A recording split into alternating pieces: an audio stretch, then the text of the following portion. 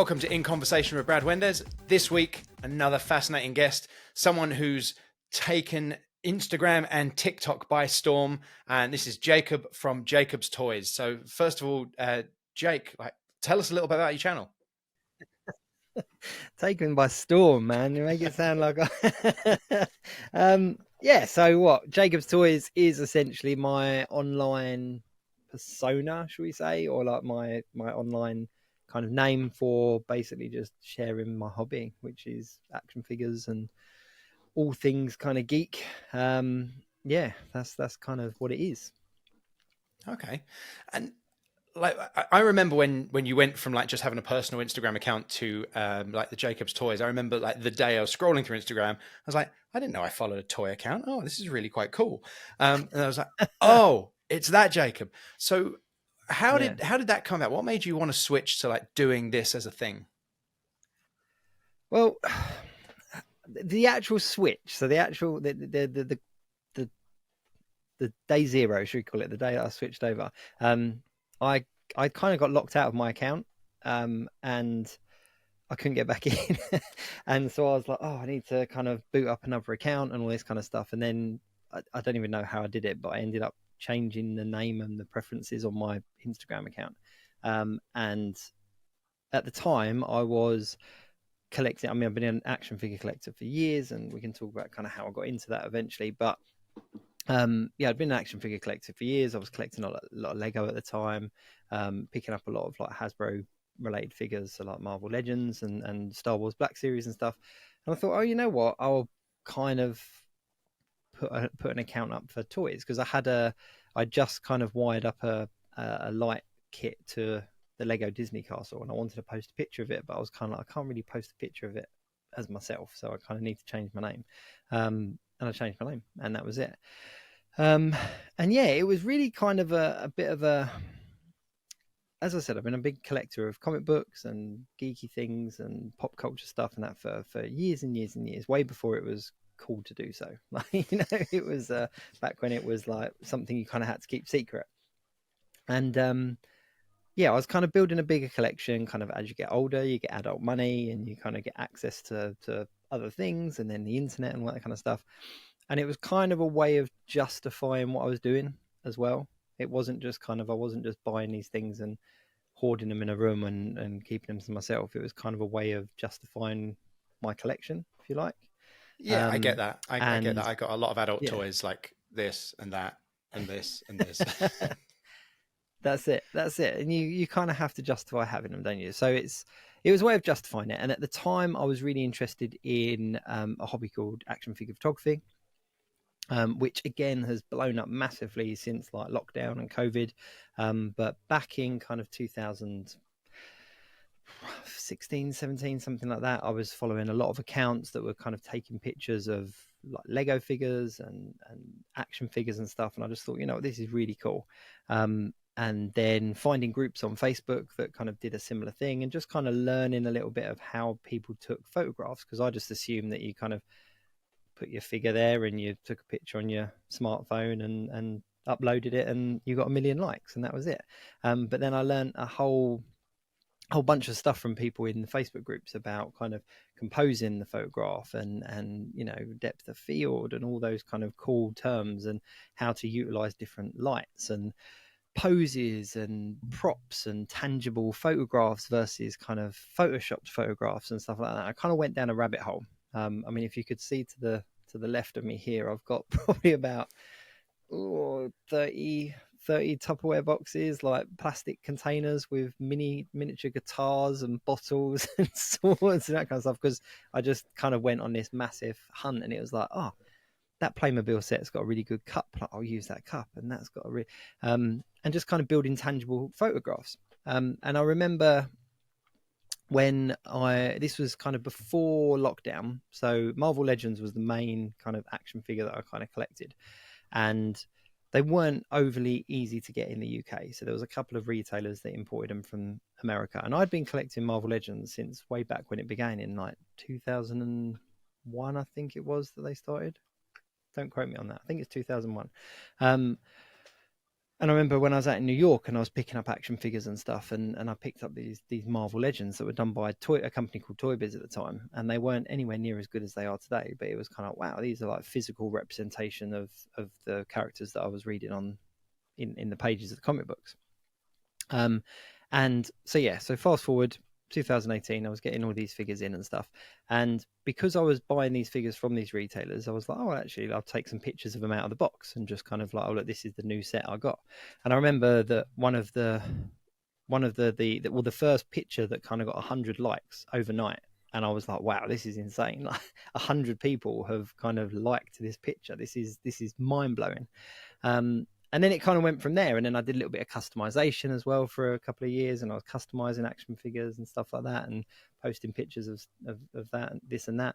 And it just kind of grew, just kind of went from there. And now I own a stupid amount of action figures and Captain America shields and masks and all sorts of that's stuff. awesome. So yeah. Just looking at your stats now. So we've got Instagram, you got 24,500 followers. TikTok, you got 26.1 thousand. YouTube's 3.6K. Do you think you've like kind of found your niche in that short form content? That like Instagram seems to be the big one, TikTok another short form platform. Is that really where you're getting the most traction? It's a bit of both, really. It depends what it is and what's common. Like YouTube, for example, I only really came onto YouTube a couple of years ago, and very sporadically. It was like kind of I was doing the odd video here and there, and I was very conscious about kind of putting myself in the videos. I didn't want my face in the videos. I was very much like, oh, okay, like I can just do a video here and there. And that's why things like TikTok and things like Instagram kind of appealed to me, because I was like, I can share this stuff without physically being in it, because, you know, I'm an old man, and in today's kind of, you know, today's balance, I was kind of like, you know, no one wants to see an old man playing with toys. So I kind of kept myself out of it. And that's kind of why the YouTube stats are obviously much lower, because it was something I came onto much later. But things like TikTok, for example, I came on TikTok about a year after it kind of blew up.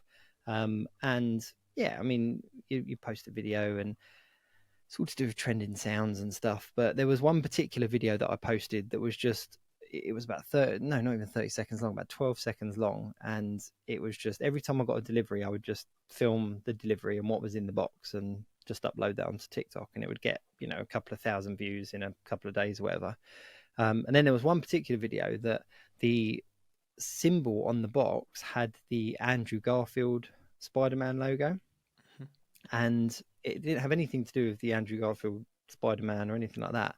But it just blew up. And it hit like 1 million views in like a couple of days, because everyone was watching this video thinking I had some secret figure from No Way Home before No Way Home was out and stuff. Gotcha. And I was like, I did a follow-up video going, this is the figure, like chill out, there's nothing special about it, like everyone can pick it up.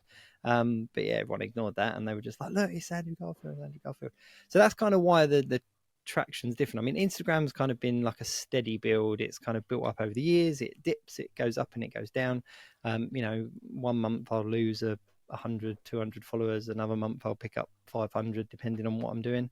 But it's just consistency, like with all social media. If you're consistent with it and you're putting out the same stuff, you kind of just have a steady kind of climb of followers.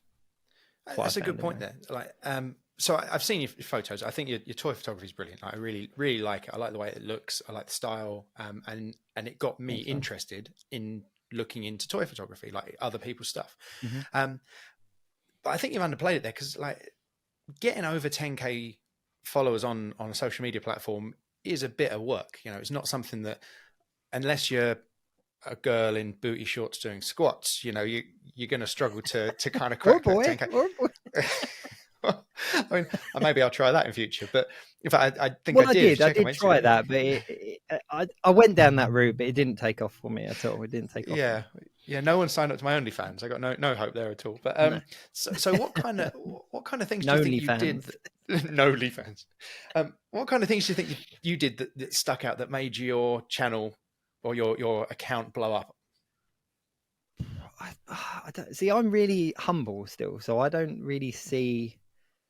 I never compare myself to anyone else. Like, that's a big mistake in social media. I mean, there are people out there that have hundreds of thousands of followers that do very similar stuff to me.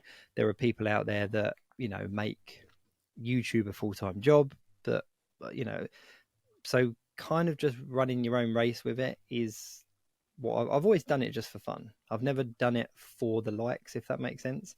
And that's why I don't get disheartened if a video doesn't do very well, or a particular post doesn't build up a lot of traction. I mean, the beauty with social media is that once you put it out there, it's out there. So, for example, there was a particular video I did a little while ago about animated X-Men, back when I interviewed Eric and Julia Leewald, who are like the creators of X-Men animated series. And this was way before X-Men 97 was it'd just been announced, sorry. And I did a video and I broke it down into short form. And there was one particular video that was about 4 minutes long, about Morph, the character Morph. And it got nothing, got like 30 views, I think. And then recently, because obviously Cool. X-Men 97 is around the corner, that video's just blown up. And when I say blown up, it's one of my most viewed videos of the week. But I think, for me, it was never about hitting a certain number. It was never about kind of trying to build a big social media following. It was just about, this is my hobby and I'm putting it out there, because then it kind of made me feel a bit more justified about what I was doing. And just for those that are watching that aren't familiar with stuff, I've seen you operate. So we went to Comic-Con together last year. It was really, really interesting for me to kind of see you in your world, and seeing you interact with like bigwigs from Hasbro and people in those circles. People had a lot of respect for you. People were really willing to give you their time. You weren't like a pest or a beg, which some YouTubers and social media people are. It just seemed really natural for you, and I think that's like people engaging with you because you do come across really naturally, and it just was like very conversational. You're an easy guy to talk to, which I'm hopefully you can find out in the next hour or so. But how do you think you're different to other people in those circles? I don't ask you to like call anyone out, but how do you think you might be different to other people in those circles? The thing about being physical, I mean, it's very easy to have an online persona and be a particular kind of character online, and I just haven't got the stamina to keep that up. So I was just kind of like, you know what, I will be myself when it comes to interviewing people online, whether it comes to live podcasts or anything like that, so that when it is the stuff in person, I'm very much the same kind of person. And I've met a lot of YouTubers, Instagrammers, and stuff that are kind of each niche has its little world, doesn't it? There's hundreds and hundreds of people within each niche that kind of does stuff, and you do get to know each other and kind of be familiar with each other and stuff. And I have met a lot of people that have this real kind of online persona, and then you meet them in person and they're completely different until the camera's on. Yeah. And I just find that really unauthentic. That's not me. It works very well for some people, but for me, it was just a case of, I don't want to put on an act. I'm just going to kind of be myself. Oh, that's fascinating. So I'm very new to this kind of content creation. I've been making videos for sort of my business and more sports stuff for many, many years. And my socials and particularly YouTube kind of rarely crack 2,000 followers. It's not very big at all. But just as a bit of an aside, when we're talking about long form content and particularly YouTube, it feels, you alluded to it earlier, it feels a bit like you're putting yourself out there. Like I'm asking the audience to sit and watch me to talk to someone for an hour. That's a big ask. So long form content, I do feel is asking quite a lot of the audience, and short form content, as we were talking about earlier, is much more accessible. YouTube's pushing it, Instagram's pushing Reels, TikTok's pushing their videos. What do you think it takes to make long form content? How do you think people should be pushing things on YouTube, or even over a minute on Instagram? That's bums on seats, isn't it? I think it's just that, like I said, it's just about being authentic. I mean, people buy from people. That's the old sales saying, isn't it? And I think that if you're putting yourself out there on social media, then to be yourself it is the best way forward, because you are, at the end of the day, the bottom line of it is you are yourself. Obviously we've known each other for many years, and all the stuff that you're saying, like, you've always been yourself in your videos. You're never kind of putting on the Brad persona or anything like that, unless you're playing Maybe a I should. character. Yeah, maybe, you know, but people will buy from people. And what I found is, like you mentioned Comic-Con, for example. So since putting myself on video, it's opened up a huge amount of doors for me in regards to partnerships and, you know, I don't want to say sponsorships because it's not sponsorships as such, but partnerships and working relationships and all that kind of stuff. So I was really conscious about putting myself out there, but then once I did, there was a lot more to be accessed, if you like. And you mentioned Hasbro, for example. So Hasbro is a brand that I've worked with for a number of years now, and I've been very fortunate to be a guest of theirs at MCM Comic Con for 3-4 years, I think it is, where I get to go down and interview the brand reps and the brand experts and stuff, and obviously kind of see what's going on there. And one of the marketing people there said to me that there were very few people that would put their face on a video as well as do the other stuff. So yeah, it's just about, you never really know what's around the corner, do you? You don't know what's next. So No, and I've set this up just yeah, as something to do that's a bit of fun, and I'm really enjoying talking to people. It's great. yeah. I think the thing for me is, I was like, when I first put myself out there on video, I was kind of like, I need to have a reason. I need to do something that's a little bit different. And so I set up an interview series very similar to this called Behind the Toys. And I got to interview a whole bunch of people. Because of my social media following, I suppose I had a little bit of clout behind me that these people agreed to come on and do an interview with me. And it was insane. The people that agreed to kind of give me an hour of their time and just kind of talk. Like, I mentioned Eric and Julia Leewald, who are the director and showrunner of X-Men the Animated Series. So they're the ones that kind of created this show that so many people watched back in the 90s, and to be able to just pick their brains and talk about something that I tuned in and watched every Saturday morning was fantastic.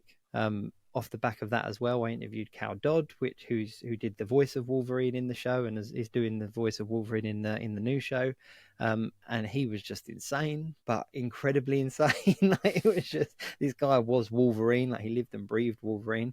I got to interview people like Steve Evans at Hasbro, Ryan Penagos at Marvel, Taboo from the Black Eyed Peas, who's a big action figure collector as well. David Nakayama, which is one of my favorite Marvel artists. You know, all these people that kind of put themselves out there and gave me the time of day, which was fantastic. And to just be able to say that I did that was enough for me. I was kind of like, you know, this is cool. I feel like I've achieved what I set out to achieve. But yeah, it just happened out of the blue. Well, it brings me nicely on to, like, did you have a goal in mind? I know you said you wanted a reason for collecting the toys and you were putting the stuff and you didn't care about numbers, but is there something that you wanted to achieve with your content, or really was it just an outlet for fun? It started as an outlet for fun. I always said that, much like the gambling adverts, I just sort of, you know, when the fun stops, I'll stop. Like, that's it. Like, I'm not interested in doing this. I don't do it for a job. I don't do it for an income. You know, there has been financial benefits. There has been, you know, monetization that's come on board and stuff, which is nice, but it's not going to pay any bills. But I've always just done it for fun. And I was kind of like, you know what? As soon as the fun stops, I'll stop it. And yeah, I mean, it is nice when you kind of log in and you see you've gained an extra however many followers, or X amount of people have commented or shared or anything like that. You know, that is I don't want to say an ego boost, but it does kind of make you feel better about what you're doing. And yeah, I mean, I've definitely learned over the years. There's some content, like when I was customizing, for example, I would get a lot more traction in my photographs and stuff like that, and they'd be shared a lot more than if I was just sharing a picture of a figure or sharing something that I thought was cool. But yeah, I've always just kind of run my own race with it. I just do it for fun. It's, you know, you get some people that will kind of go out and they will do like toy blogs and stuff. They'll go into all the toy shops once a week and show you what's on the shelves and stuff. And I've done them occasionally, but only if I've felt like I wanted to. That was never kind of my or have to do one this week or anything like that. It's very sporadic, and actually this week I'm going to do this, and next week I'll do that. So yeah, just a bit of fun, really. And on keeping it fun, like you're a dad, and like in no small way, you've got more than the average amount of children. So, and I've just got the one. 4 and kids. For the for the audience here, we are recording this at like fairly late at night, well after bedtime. Does that all the kids impact in it? Like, how do you balance like being a creator and that home life? Because you got kids to spend time with, and do you share it with them? They could look at it, they can't touch it. It's funny you should say that, actually, because I've got 2 boys and 2 girls. Eldest is a girl, then a boy, then a boy, then a girl. And my older 2 are kind of hitting that teenage. Well, you know, my kids, you know, the older 2 are hitting that teenage age, and they kind of see it as a bit lame. They're like, "Oh, Dad, you're on TikTok," and it's like, "Yeah, mate, but how many followers have you got?" Like, because I'm like, like, so don't come at me until you've surpassed me. But I can have that joke with my friends, with my kids, but yeah, they kind of see it as a little bit not lame, because my eldest son, for example, loves it when I get a package. For example, like Diamond Select Toys is one of the brands that I work with, and they are phenomenal at sending stuff out to me. Like, I get a box as big as a moving box like every couple of months, just full of stuff just to look at, and the boys absolutely love it. So when a parcel arrives, they know who it's from or where it's come from, depending what van's brought it, and they kind of get engaged that way. With my youngest son, who's 5, Miles, you know him, he loves it, and he's actually jumped on board and done stuff with me, because I'll just talk about a couple of the things that I had. So I received a proposal from Jada Toys, who do these Street Fighter figures now. So these are very cool. If you've not seen these already, like these, well up your street, Brad. But they do Street Fighter toys. But they started as a die-cast toy company. I had one at arm's reach, but I don't know where it is. But they started as die-cast toys, and then they expanded out into action figures and stuff. And they had a transforming Optimus Prime that they said, they offered me a monetary value. They said, "Look, we'll pay you this much money if you can do us a 60-second video of you playing with this toy." And I was like, yeah, that's fine. Like, that's really cool. You're going to send me you're going to send me the action figure toy, and you're going to pay me. That's brilliant. And I just said to Miles, I was like, "Do you want to do this video with me?" And he was like, yeah, brilliant. And then they used that as part of their ad campaign, and it went out to, I don't know, I don't even know what the numbers were. It was like 250,000. No, I think it's more than that, actually. Like 400,000 maybe views on TikTok. I can't remember exactly, but it was a high number because they rolled it out as part of their sponsored videos. And then off the back of that, Hasbro sent me a big Marvel box of Halloween stuff, and it was all masks and kids play stuff like the Nerf guns and stuff like that. So I said to Miles, I was like, "Mate, we've got another box to do." So he was like, "Yeah, brilliant. I'm a YouTuber. This is fantastic." And then off the back of that, Diamond Select Toys sent us Nightmare Before Christmas figures. And Miles is a big Nightmare Before Christmas fan, and we went through those. And then just recently, I did it's not even out yet, but I had a partnership with Playmobil. So they sent me a whole box of the new pirate stuff that's just come out for me and Miles to review, and I'm currently editing that video. So to kind of bring it back around to your question about being a dad and being able to balance it, it's they're involved. They're all kind of involved where they can be. Miles in particular a lot heavier, and I think as long as doing this doesn't get in the way of being a dad, then it's fine. Like, I do it like this interview. I do a lot of my stuff in the evening when they've gone to bed. Yeah. But if there is stuff that I can do with them, we do it together. Me and Miles we're on 4 for 4 now. 4 for 4.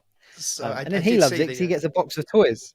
Yeah, well, I did see that the Optimus Prime, the transforming remote control Optimus Prime unboxing, and that was a really cute video. Mm-hmm. Like, I think I watched there's a slightly longer one on YouTube. Yeah, we put the full one out there. So they asked for a 60-second video, and I said, "Look, I'm just going to review it with my son, and then I'll edit it and put." And I think in the end, I did like a 2-minute video for or a minute and a half. But I was kind of like, I'm not going to be that guy that goes, well, you asked for 60 seconds, so there's 60 seconds. I was like, we're just going to play with it and do what you want with it. Yeah, and I guess you're not going to go, all right, Miles, stop playing with it now. Camera's off. Like, you're going to want to Yeah. spend some time with it. Yeah. Boop, take that away. Thank you very much. But yeah, so he loved it because obviously he's just got stuff to play with, and it does kind of. I do feel very, there's never a parcel that arrives that I take for granted. I feel very blessed to be sent stuff, and I suppose now we're talking about that, going back to the beginning.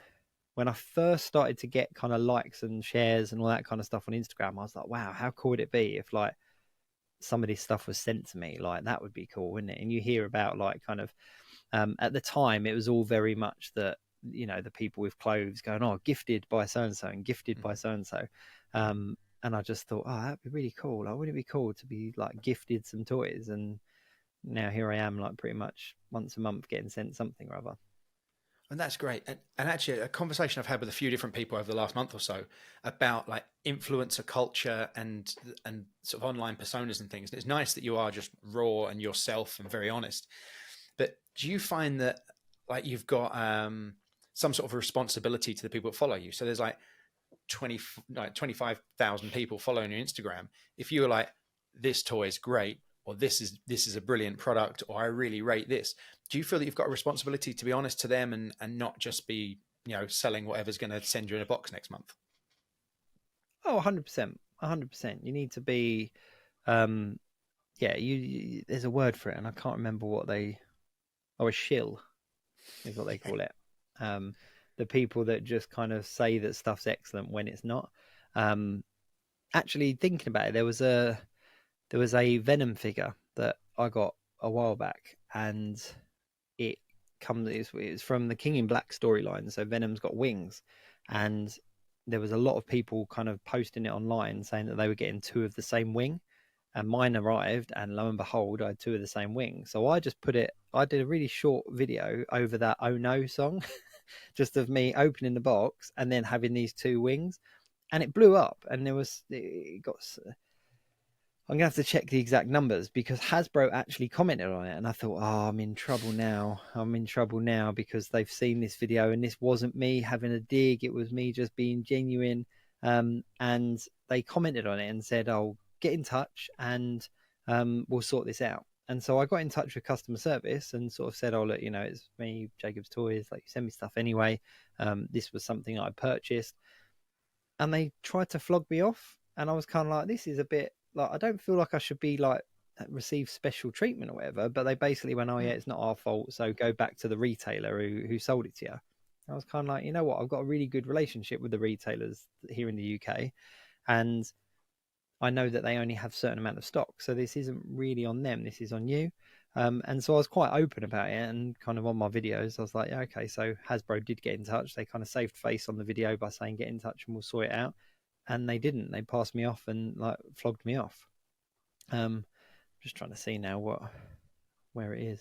Can't even find. Oh, there you go. 950,000 views that video got. Wow.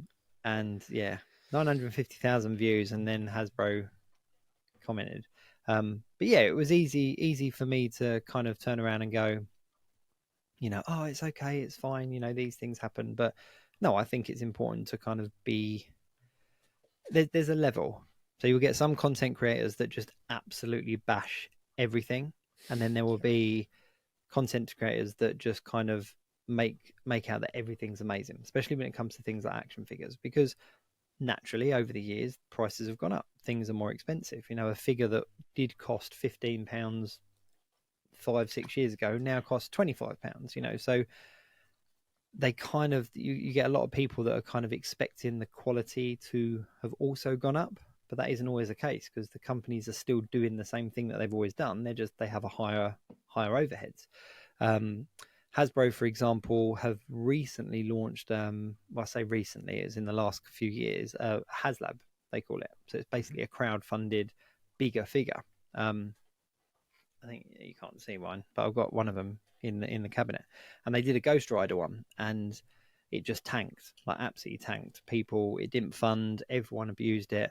And so I just did some videos that were just really honest about, what's the reason it's failed, what should they have done, what, all that kind of stuff. So I think just being authentic, I think that's the bottom line with any kind of, be the person you would be in real life on camera, and you can't really go wrong. Oh, okay. And I mean, you're bringing us on to a nice point there. Like, you're well into your Marvel and Star Wars, and I know you guys do your weekly podcast talking about this. Was the Geek Week in Review, isn't it? Yeah, Geek Week in Review. So I jump Sunday, into that live on my sometimes. channel. But yeah, I do. I see you there. I see that. I'd be interested in like just your thoughts as someone who's like well into this, about like where are superhero films going? Where have they gone? Like, just for context, Madam Web came out a few weeks ago. It's not done great. The Marvels didn't do brilliantly in the box office. but, I mean, so what is it? Superhero fatigue? Are they bad films? Like, where are we at? I have spoken about this a few times on the podcast. So that again is another thing. Like, the podcast was just the next string to the bow. I was kind of like, let's just do a weekly live video. And basically the idea of it is we just talk about what's been going on that week. So naturally, with film releases or anything like that, we cover those. But I think my mentality has always been, and you're probably similar because we're a similar age anyway. When we were younger, we didn't have superhero films. We didn't have, you had Christopher Reeve Superman, you had like Tim Burton's Batman, and then at best you had a handful of really bad B movies or kind of not quite your superheroes. We wanted the Spider-Man films, we wanted the Avengers films, Captain America films, that kind of stuff. So I'm very much living the best life, because it's like, almost every month we've got a new big budget blockbuster superhero film or superhero TV show or animated series or something like that. So I find it really hard to moan. Yes, there are better films than others. Madam Web, for example, wasn't a great film. They just, I think with Madam Web, for example, there's a huge, rich comic book history on Madam Web and the various different Spider Women, that they could have basically just taken that. Even to the extent of Ezekiel in the comic books, there's a whole story with Spider-Man that's fantastic. And they could have taken that, or at least some parts of that, and made a film out of it. And instead they kind of tried to make their own. And that's why I think it didn't do very well. But I think superhero fatigue is definitely a thing. I think that Avengers Endgame, Avengers Infinity War was such a big build-up. Was such a huge journey. It was like a 10-year journey where all these films kind of interlaced. And let's be honest, building the MCU, it was really the first time we'd ever seen kind of a big cinematic universe being built. There was Alien versus Predator and Freddy versus Jason and things like that in the past, but a real big superhero cinematic universe was unheard of, and it was all building up to Infinity War. So as soon as that came out, anything after that seemed very much like a not quite to par, until, of course, Spider-Man No Way Home. But then when you think about Spider-Man No Way Home, it's a very similar concept of bringing a lot of things together that I think the audience just needed. But I think fatigue is definitely a good term there. I think that we have too much, and the casual kind of fan, the casual moviegoer, the casual kind of superhero fan that doesn't know the backgrounds, doesn't know the comic book history, doesn't really give it too much of a second chance. I like where Madam Web could go, but I just don't think they came off the starting block very well. So we're back to the stage where there's not enough really sweaty nerds to cash in on. Like the mass audience is a bit like, oh, it's another superhero film. I'll wait for it to be on Disney Plus. Yeah. And that again as well, like the streaming services, like Disney Plus, for example, and you mix lockdown with Disney Plus, actually going to the cinema isn't as much of an event anymore. People wait, or they stream it, or they download it at home. So even that, I think, is playing a part. So you mentioned the Marvels, for example. I thought it was an awful film. I'm, on the record, I'll say I think it's an awful film. I saw a really good quote that basically they said that, in Jingle All the Way, there's the Turbo Man film in the background, and Yeah. there's all the clips that you see of like a real film. That's kind of what Miss Marvel felt like. It felt like a pretend film that we were kind of watching because none of it really made sense, and it was like, hang on a sec, what's going on? So I really like that as a description of it. But yeah, it just, Nick Fury, they made a joke out Nick Fury, this guy that for 10 years we had seen him be built up and built up and built up. He had a really bad time with Secret Invasion, that again, a really Oh, good comic book that they just butchered. yeah. And then they made a joke out of him. But if it wasn't for the streaming sites and it wasn't for less people going to the cinema, there might have been more of a build up for it. There might have been a bit more excitement for it. And I think when you invest time, energy, and money to go into the cinema, you kind of give things a little bit more leeway. Whereas when you're watching it at home and you turn it off, well, that was rubbish, 1 star. You're not as invested. You're not as invested in the product. So on the Marvels, and I don't disagree. It wasn't Citizen Kane. It wasn't the best film ever, but I didn't dislike it as much as I thought I was going to, because I'd seen all of this stuff online and I'd heard reviews and I'd seen all this, like, people slating it. So I watched it on Disney Plus and I was like, Yeah. it wasn't great, but it wasn't as bad as I thought it was going to be. And I wonder how much like rumors and leaks and all of this stuff on social media and all this stuff on YouTube has got to play, because the expectations are so high. Like, I'm really excited about what they're going to do with Secret Wars. Are they going to do like a blow by blow, like, film version of the Jonathan Hickman run of Secret Wars? Because now if they don't, I'm going to be really disappointed. Yeah, that's it, isn't it? I think that so many feel like Ryan Reynolds and Deadpool, for example, is a really good counter argument, because so many films try to keep so much stuff secret that people are digging it out. You again think to No Way Home, when that Andrew Garfield thing leaked and everyone was like, he's in it, he's in the film. But then the dude went out and did full like interviews going, I'm not. Honestly, I'm not. And it kind of shifted your attention somewhere else for it then to be this big exciting thing. Like, he popped up in that scene. Nobody stood up in the theater and went, oh, I knew it, and walked out. Everyone popped because it was this thing. And I think Deadpool is doing that really well, because they kind of are leaking things, like leaking. Deadpool in itself was conceptualized because of leaked footage. And I think that by giving us something, we're not focusing on the other thing. Like, Deadpool is supposed to be chock full of cameos and like Jennifer Garner coming back as Elektra, but we haven't seen a sniff of her on the internet. No. We haven't seen any leaked photos of her, because we're all looking at the leaked Wolverine photo. So it's kind of, I think they're playing a really good kind of social media game, and I think that's kind of what the films have to do. They have to kind of build that interest and build that engagement by kind of drip feeding stuff. And do you think, like, I mean, there's the creative side of things, which we sort of discussed in there, but do you think, like, the business side of Hollywood is having an impact on this, where, Hollywood budgets are so big now? Like, you're talking about needing $1 billion just to break even as soon as you take marketing into it. So are the studios just playing it way too safe? Like, are we not going to see another original Rocky or Clerks or any of these brilliant films that came out in our lifetimes? I don't know. I think it's different nowadays. I think that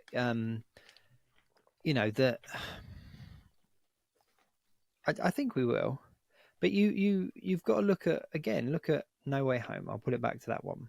That was the Rocky of its day. It was and let's not forget, these films weren't necessarily the big blockbusters they were straight out of the gate. They were, they became cult classics, or they became big films. But I think, things like Infinity War, Endgame, and No Way Home, like these really big ones that kind of give us something, I think they're going to kind of go down in history as the films. People aren't going to talk about the Marvels in 20 years' time, but they will talk about Avengers Endgame. Yeah, and on that, like, Top Gun Maverick, I thought was a great film. Really enjoyed it, and it made a lot of money at the box office. But it doesn't seem like anyone's still talking about it. Not like they are something like No Way Home. No, that's it. And and I think that's the sad thing, is that we are getting a lot of you know, we've got Beetlejuice coming out, which is obviously a follow-up to Beetlejuice, which I think fantastic marketing, to be honest with you. We've got a remake of The Crow, or not a remake, but a reimagining of It The doesn't Crow look coming great out. though. I love The Crow. Yeah, and you know, they're taking the problem with that, for example, is they're not. It's Bill Skarsgård. Skarsgård, is it? They're not redoing the Brandon Lee one, but they're not doing the comic book either. They're just creating their own version. It And I looks like a thought this will Gen go. Z. It's like Machine Gun Kelly if he was Eric Draven. I got Yeah, really low expectations. it's going to go one way or the other. It's either going to have low expectations and be awful, or people are going to have low expectations and it's going to do phenomenally well. And I Yeah. think that so many people expect something rubbish nowadays from stuff that we're pleasantly surprised when it's not. But you spoke earlier about like these classic cult films that have had a resurgence maybe after the box office. Now we don't get that so much anymore because it used to be like might be a film that didn't do well in the box office, comes out on DVD or VHS and blows up. We don't really get that secondary sale anymore. It's going to go onto a streaming service and it might get a lot of views, but it doesn't necessarily translate to money for the studios. So like, No, is that like second box office or second opening day gone now? I think so. I had this conversation with my kids, and I think it's because of the death of the video store, the Blockbuster, all that kind of stuff. Yeah. We don't get those cult classics because, you know, and I'm sure a lot of people agree. Your kids go to the telly, they have a million films to choose from, and I bet my bottom dollar they'll pick something they've already watched. Mm-hmm. And it's kind of like, no, watch this. Like, go watch this. This is good. Or, you know, you like dragons. Like, look, type dragon in, and you've got 50 films about dragons. Whereas back when we were younger, and obviously generations before us, you would go to the video store and you'd pick something based on how cool the cover looked. Like, you wouldn't have online reviews, you wouldn't have trailers, you would either have seen the trailer ahead of another video rental that you had, or a blockbuster, a cinema release, or you picked it based on how cool the cover looked. We don't have that anymore. Like, we No. have so much available that the kids nowadays and the younger people nowadays are just, I sound really old saying that, but the generation of streaming is going to what's familiar. It takes a lot for people to kind of go, you know what, this is because of busy lifestyles as well. I've got an hour, I'm going to invest that in something I have no idea what it's about. That's why I think that kind of that second Blockbuster day is gone. So, but both of our ages start with a 4, so that makes us really old. But when we were kids, you did have like 4 channels, and then Channel 5 came along, and then some people had Sky, but not everyone did when we were kids. And you know, you'd talk the next day at school about, did you watch such and such last night, because that was what was on. And then over a weekend, you might go to Blockbuster and get a video. But now it's like, there's so much choice. I'll sit at home with Tash and I'll be like, what do you want to watch tonight? And she's like, I don't know. Do we want to start a new series? Do we want to watch a film? Like, the choice is massive. Oh, it's huge, isn't it? But even like, you know, just, I remember when my parents' age started before, and I thought they were ancient. So now I feel really old. But Gladiators is back on UK television, right? I'm surprised you didn't audition. I'm just putting it out there, Brad. I genuinely thought I was going to see you. I'm a bit old. I genuinely thought I was going to see you, but I'm a bit disappointed I didn't. But it's literally no different. They have got the exact same format, the same intro, the same graphics, the same format and everything. And my kids enjoy it, but it does not hold their attention the way that it did when I was a kid. Like, it was Saturday night, Gladiators, go to the toilet before it starts because there was no pausing or anything like that. Go to the toilet before it starts. If you have to leave the room, you're missing it. Yeah. If you're not at home when it starts, you're not watching it. Whereas nowadays, we'll sit down on a Saturday to watch it, but I guarantee you by the end of it, two or three of my kids have kind of done. They've left. And I think that's a prime example. It's attention spans. Yeah, it's gone on to a rant about like about being. But it is interesting because so I saw an interview with a screenwriter, and I can't think of the source now. I'm going to try and dig it up. And you never know how authentic these things are, because people get, you know, spurned at work and stuff. But she said that they wrote a detective series and then were told that it wasn't second screen enough, and they had to dumb it down because they anticipate that people Yeah. are going to watch things like this. Yeah. So Yeah, they yeah. had to like make it less complicated on this detective series. And she was just said that it threw all their ideas out the window because it wasn't second screen enough. And I'm like, that's Yeah. crazy. And I'm the worst offender. You know, I'm checking work emails and doing stuff all night. And you're like, oh, could you just wind that bit back because I missed it. Whereas that wasn't the Yeah. case back then. We didn't have these like all of the information of human history in our pockets. And No. that is like attention spans. If you wanted to find something out, Yeah. you'd go to the library, you'd have to look it up. Whereas now, if a kid wants to know and answer something, it's there in seconds. Like, Yeah. I Yep. don't know. Like, is that ruining entertainment? I think, yeah, taking it back to the superhero fatigue and stuff like that, I think that this whole second screen thing is a prime example. You know, kind of tying it in what we're saying about going to the cinema, that so many people watching these things at home, you can guarantee that at least 50% of these people that are saying it's a rubbish film have not turned off their phones, sat down, and given full concentration to that film. They've second screened it, as you say, and you know, the argument would be, well, it didn't hold my attention. It's like, yeah, but you've got, you know, the perfect way of being pulled away from that in your hand. Like, you know, we're all guilty of it. You know, you'll be watching something. Oh, who's that? Where's he from? Or where's she from? And look, oh, you're in this. Oh, remember this film? And by then you've missed 5 minutes of the film. And I think that that's having an effect on superhero films as well, because if you're at the cinema, you're switched off, you're kind of, you know, just watching it. And yeah, I think that's definitely having an effect on the superhero genre. It'd be interesting to see what happens with entertainment over the next kind of 5 or 10 years, because budgets are getting bigger. You know, you've got big stars. I think The Rock is getting like $50 million for his next film or something utterly ridiculous like that. How is that film then going to make money in the box office with no second day one through video? Like, are we just going to end up having to go small budget, or are we just going to have these ridiculously bloated films?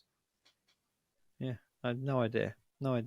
But then, yeah, it's crazy. It is crazy. And it's I like for me, like a good example is like Loki, the TV show Loki. Like, I absolutely love that, and I loved it because I wasn't watching Tom Hiddleston. I was watching Loki, and I think that if these guys that pull the big bucks can pull the big bucks because you forget that it's them, then that's fine. But if you're just casting someone because it's The Rock, I don't want to watch a film of The Rock in the jungle, like Peacemaker with John Cena, for example. Yeah, I didn't see it as John Cena. It was Peacemaker. Do you know what I mean? And I think that, you know, credit where credit's due.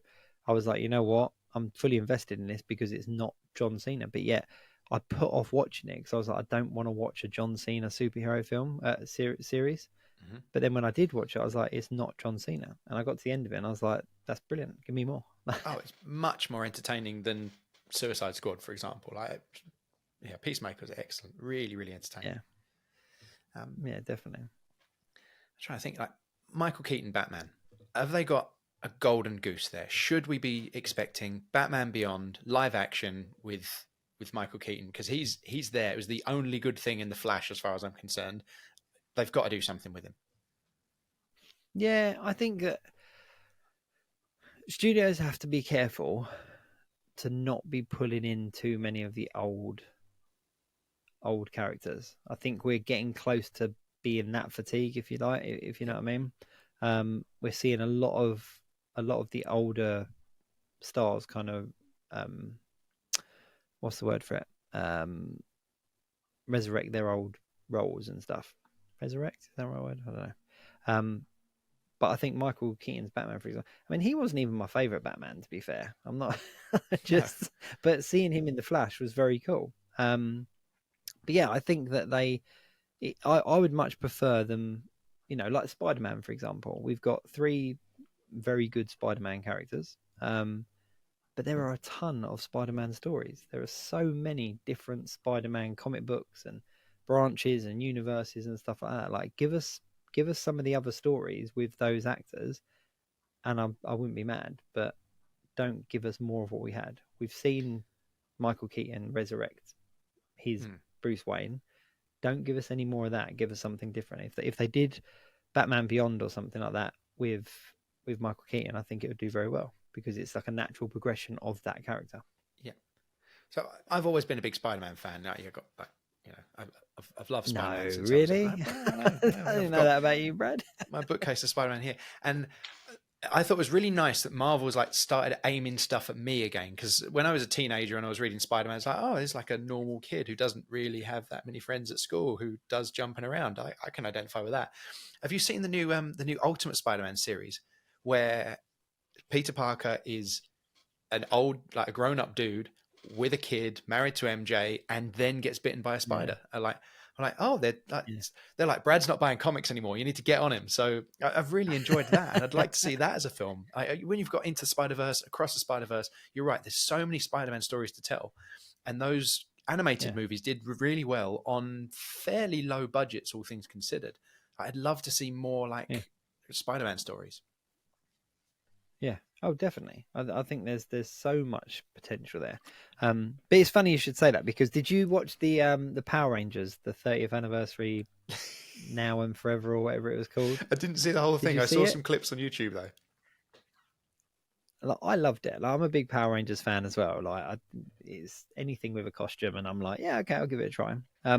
But they really missed a trick there, because the people tuning in were the people our age that had watched Power Rangers when we were younger, and they had the actors back playing the same characters. But when they morphed, let's put it this way: the actors, for the majority part of them, had aged in a different shape.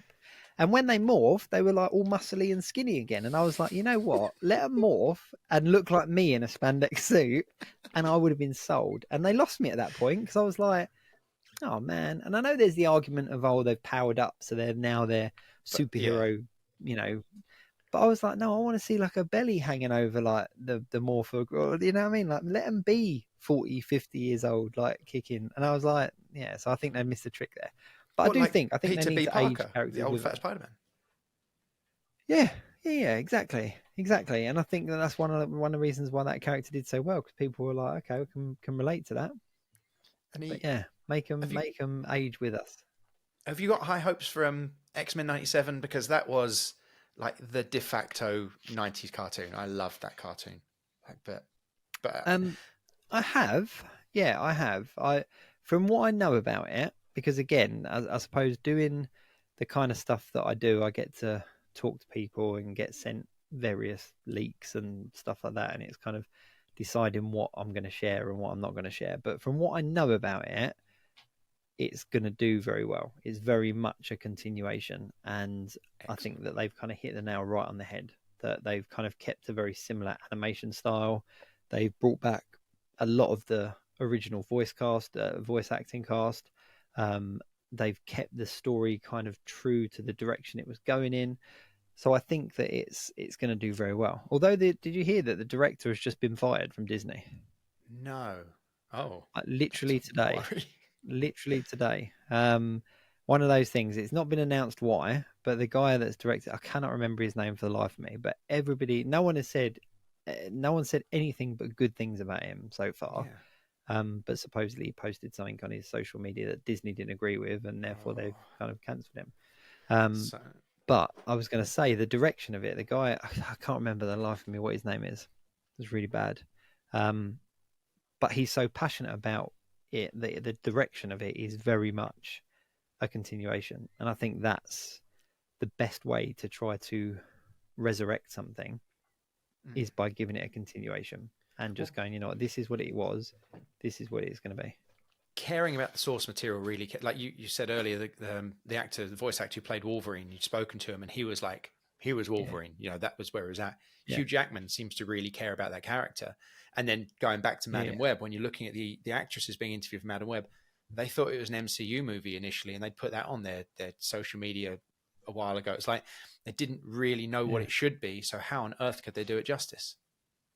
No.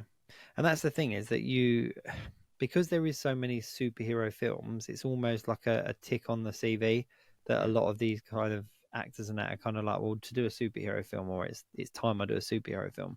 Whereas you get people that are genuinely fans of the source material. Although Hugh Jackman, funny enough, like, I don't know if you know this, but when he first got cast as Wolverine, he didn't know anything about the character, and he thought that it was like a wolf, and kind of came on set behaving like a wolf, and that's where a lot of the mannerisms come from. That he had kind of totally misread the character, and then got sent off to kind of he'd invested his time in making this character like a wolf, but yeah, he'd kind of misread the assignment. But no, Cal Dodge, who does the voice, the funny thing is that when most people of a certain age think of Wolverine, they hear his voice. I can hear it from now. that animated I can hear show. it in my head right now. Yeah, because it was the only reference point we had. We didn't have an on-screen Wolverine. The only reference point we had to a physical audio Wolverine was Cal Dodd's version. So to bring him back and do it, yes, the guy's aged, what, how many years has it been? 25 years or whatever since? No, 20, no, it's not 25, 20, 23 years or whatever it is. But yes, he's aged. And people are kind of complaining, going, oh, Wolverine does sound different. I was like, well, no, yeah, of course he does. He's like, he's 20 years older. But, you know, having spoken to the guy, like, there is no one better to do this, because he is going to pour his heart and soul into it. So, yeah, I'm very excited for 97. I'm glad actually that you said that, because you've got more knowledge than me, and it would be really disappointing for that to not be something that I really enjoy watching, because that was like Saturday morning TV even when I was young. There will be people that will hate it. There will be people that will pull it apart, but I think for the most part, it will be quite cool. And the other really cool thing about it as well is that I don't know if you've seen the run times for each episode, but it's a few minutes longer than the original ones. Right. So when you actually add up the extra time per episode, it's like it's 3 extra episodes. Brilliant. So we're actually getting like loads. But no, I think it's going to be really cool. It is going to be really cool. But even from the trailer, you can see how people hate, because there's one scene, for example, where they're all in like beachwear and like they're playing volleyball and stuff like that. And online, people went mental. Oh, X-Men have gone woke and all this kind of stuff. And it's like, no, that was a direct reference from a set of comic books where they were all in this kind of loungewear and beachwear and stuff. And they are literally wearing the same costumes that they are wearing, like Gambit and the bandana and stuff. But people straight away online is, oh, why the X-Men dressed like that? And it's like, because it's reference to the comic book. It's a little Easter egg for people that kind of go, oh, that's from that, you know. Yeah. So there'll be people that will hate. Of course they will. There's a lot of channels getting like serious hate clicks, and it's easy to fall into that. Completely different series. I didn't watch Game of Thrones. Like when it first came out, I didn't watch Game of Thrones. By time like it got to a point where I was like, oh, I want to watch this. It was a few seasons in, and I just didn't have the time to catch up. So I didn't watch Game of Thrones until 2020, and I binged the whole thing. Wow. And I like several episodes a day in that time when we had nothing else to do. Yeah. And season 8, I was like, oh, it's not great. There are lots and lots of problems with it, but I didn't hate it as much as YouTube would have me believe. And I think like things like when there's a white horse at the end of an episode, then you've got a whole week of people like, what's going to happen with that? Where's this going? And I think that these like hate YouTube channels, or even the hype YouTube channels, have got a lot to answer for. So like I said about the Marvels, didn't hate it as much as I thought I was going to. She-Hulk, on the other hand, didn't like that very much. I just was waiting for it to get good, and it never really did. No, there were certain bits about it that was. There was a couple of little bits that I was kind of like, oh, that's cool, but but again, like I don't hate on it, because, you know, never in my lifetime did I think I would have like a 8-episode run of She-Hulk to watch. So it's like, you know what, if it's not great, okay, but it's still She-Hulk. You know what I mean? This is awesome. But yeah, I mean, the thing is that people like negativity, and you know kind of taking it back to like action figures. Like there are reviewers, there are channels out there that just literally rip it apart, just rip apart the kind of product that companies are putting out. And you know, there's like Hasbro Marvel Legends, for example, they're like a $25 figure. You know, that's not a huge amount of money when you think of things like Hot Toys, for example, that are like, you know, £300-400 to buy. People ripping apart these $25 figures because there's a web line misprinted or something like that. And not on every single one, just on one or two, there's like, oh look, I've found a Spider-Man head and the web lines aren't matched. Like, this is an outrage. Like, they're charging me. It's like, you know, at the end of the day, it's $25. Like, of course, it's a mass produced product that there are going to be issues with. And I think when it comes to like my reviews and stuff, I've always kind of been realistic in that respect of, you know what, this probably isn't as good as something else, but in respect of how much it costs, is it okay? Yeah, of course it is. And the same goes for movies. People like to rip stuff because it gets clicks, it gets views. Yeah, hate clicks are a thing, and the Yeah. algorithm's going to push more of that content if people are engaging with it. Yeah. Yeah. So I mean, we could literally talk all night about Star Wars, Marvel, but what's next for Jacob's Empire? What's coming next? What have you got? Any big plans for Jacob's Empire, mate? You're going to have like a big Mate, tower I'm with just a a J on dude it? in my. I'm putting together a team. All right, I'm putting together a team of very special. No, I'm only joking. I don't know really. To be perfectly honest with you, I don't know. We are currently playing around with, and I say we, me and my friend Super Sorrel, who's another YouTuber, much bigger YouTuber than me, but we're playing around with creating a new toy line of kind of retro Monster in My Pocket-esque figures. Just because it's the next, something to play around with. But I don't know. As I said, I just want to keep having fun. I just want to keep enjoying it. I recently, last year, 2023, Marvel Legends, for example, I collected pretty much, like I said, from the start. At one point, going into 2022, I think I had everything released from 2014 to 2023. Like, it was stupid amounts. All the Comic-Con exclusives, everything like that. And then last year, I kind of went, you know what, Marvel Legends aren't doing it for me anymore.